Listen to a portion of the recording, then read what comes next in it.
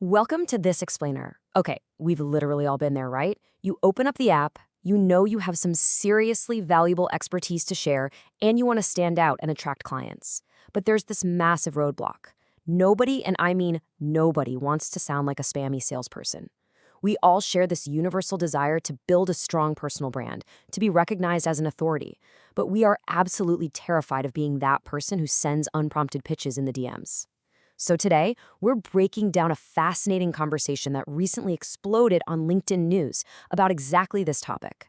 We're going to look at the official corporate playbook for content creation, and more importantly, we're diving into how the actual community of users is pushing back, tweaking it, and adapting it for the real world.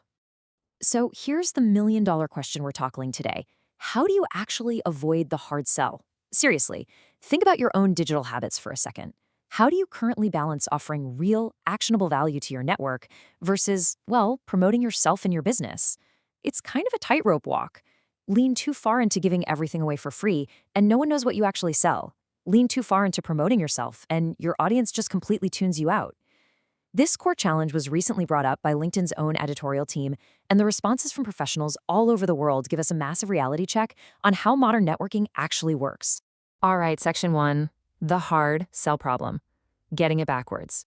Let's look at the absolute most common pitfall people face when trying to build their personal brand online. Community member Arif Khan totally nailed this.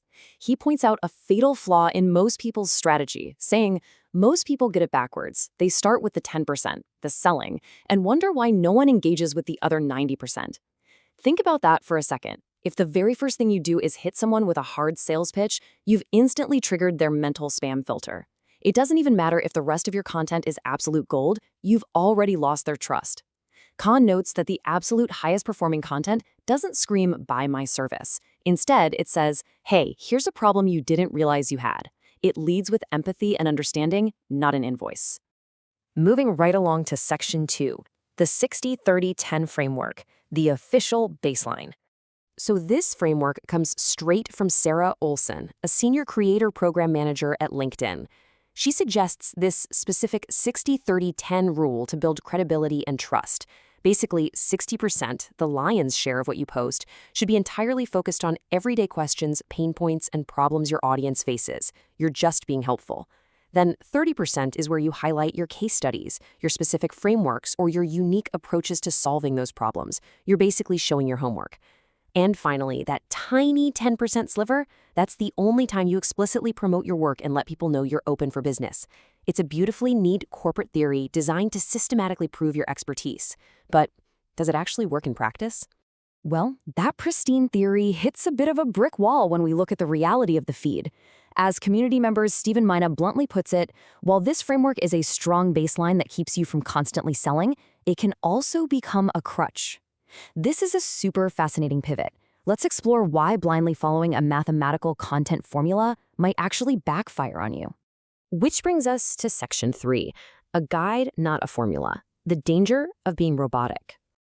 Listen, the community raised a huge red flag here. If literally everyone follows the exact same 60-30-10 split, parsing posts out like a machine, content starts to feel completely interchangeable. You lose your unique voice and just become a blur in the feed. So the absolutely crucial point is how you actually execute this strategy. Maina laid out some highly specific steps to avoid this trap. Step 1, for that 60%, you gotta go way beyond just naming a problem. Anyone can point out a problem, right? You have to offer genuine, deep insight. Step 2, for your 30%, don't just drop polished, static graphics. Show how your thinking has evolved over time. Show the messy middle of how you actually solve things. And step 3, for that 10% promotion, he argues it often works far better when it's naturally embedded within a valuable post, rather than just sitting there isolated as a blatant ad.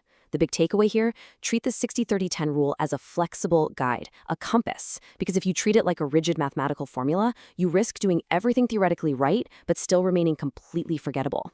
Next up, section 4, the beginner dilemma, when the rules just don't apply. Up to this point, we've kind of been talking as if everyone already has this massive captive audience just waiting around for their 60-30-10 content. But what if you're starting from absolute zero? Let's look at a perspective from user M. Rabi. He completely changes the context by pointing out, I think this framework is effective, but it's not ideal for beginners who don't yet have an audience. And honestly, that makes total sense when you think about it.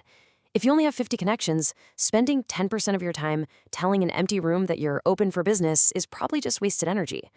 Robbie suggests that this specific, calculated split is a bit of a luxury. It becomes highly beneficial only after you've already put in the chaotic, high-volume work required to build your initial reach. And this leads us to a much broader, almost philosophical concern, perfectly articulated by user John Cutler. He asks, what happens when people are forced to squash themselves into the limits of the algorithm instead of truly expressing themselves? Are we all just reverse engineering our professional personalities just to please a machine? Are we sacrificing our authentic, weird, and wonderful ideas just because they don't neatly fit into a 60% pain point bucket? It's a question you really have to ask yourself before you commit to any rigid content strategy. Section 5. Who does LinkedIn serve? A socioeconomic reality check. Okay, we're going to zoom way out now to a macro-level systemic critique of the platform itself. A user named Sivalingam Ramaraju brought a vital socioeconomic reality check to the conversation, specifically highlighting the situation in South Africa.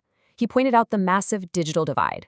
I mean, we sit here and talk about optimizing our 60-30-10 content, but Ramaraju notes that many people lack access to premium tools, the money for courses, or even just the basic time required to build a strong online presence.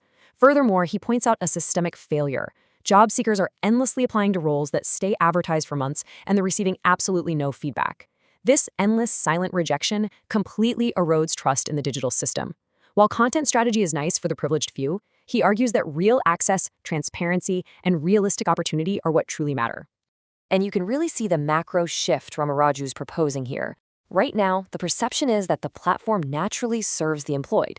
About 80% of the attention goes to businesses, creators, and employed professionals patting each other on the back, while maybe 20% is left for job seekers. Ramaraju suggests a radical shift to rebuild trust, moving away from just using the platform as a megaphone and instead actually offering a helping hand. What if 60% of the space remained for value and business content, but a massive 40% of platform attention was actively dedicated to real, tangible support for job seekers, entry-level talent, and unemployed users? It's a fascinating proposal. He argues that this wouldn't hurt the platform at all. Rather, it would strengthen it by making it the ultimate, trusted place for actual opportunity, not just a megaphone for personal branding. Finally, Section 6. Consistency over formulas. The final synthesis. So, we've looked at the pristine corporate framework, the danger of becoming robotic, the beginner's dilemma, and that really powerful socioeconomic critique. How do we actually bring all of this together into something you can use today? Well, we return to RF Khan to ground this entire conversation. You can debate the exact percentages all day long, 60-30-10, 80-20, whatever, but Khan drops the ultimate truth bomb. One good post won't build authority, 100 clear ones will. You literally cannot agonize over making one single piece of content perfectly fit a formula and expect the clients to just roll in. It's about volume. It's about showing up. Authority isn't granted by a single viral moment. It's earned through a long, relentless string of clear, helpful, and authentic communication. No formula in the world can save you if you lack the stamina to execute it repeatedly. Which leaves us with this final, genuinely provocative thought to take with you. Khan asks the community, what's harder for you, ideas or consistency? As you look at your own strategy, are you struggling to figure out what to say, or are you struggling with the discipline to say it day in and day out? Frameworks like the 60-30-10 rule are fantastic tools to spark ideas and structure your thoughts. But at the end of the day, it's your consistency, your authenticity, and your genuine desire to help others that will truly turn your presence into a magnet. Think about where your bottleneck is right now, and let that guide what you do next. Thanks so much for joining me on this explainer, and I'll catch you on the next one.